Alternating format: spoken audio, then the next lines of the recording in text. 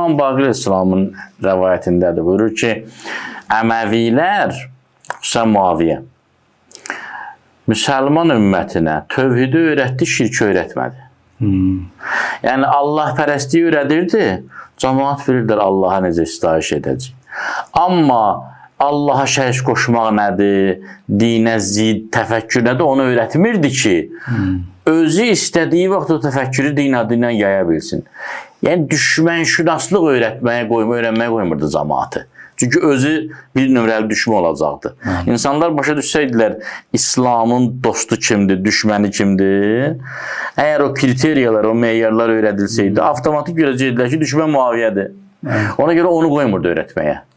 İcazə vermirdi. Deyirdi, o mühəddislərə, mübəlliqlərə deyirdi ki, şirkdən danışmayın.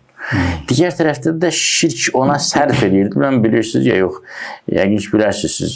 Əbu Reyhan Biruni böyük tarixçi, astronom, yəni riyaziyyatçı, alim, şərqin nəhənglərindən biri öz tarix kitabında yazır ki, Muaviyyə qərb ölkələrindən hansını fəth edirdisə, oradan götürdüyü bütləri təmir edib Hindistana gəmi yolu ilə göndərirdi.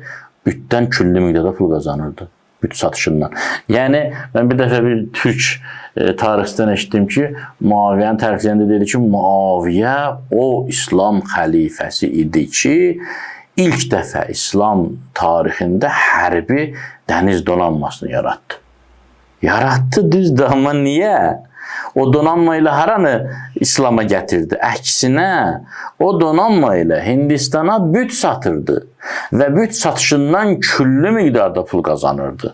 Təsəvvür eləyin, Peyğəmbər sallallahu aleyhi və aleyhin canişinlik, xəlifəlik məqamı, o vəzifəsi o qədər pis duruma düşüb ki, xəlifə büt satır.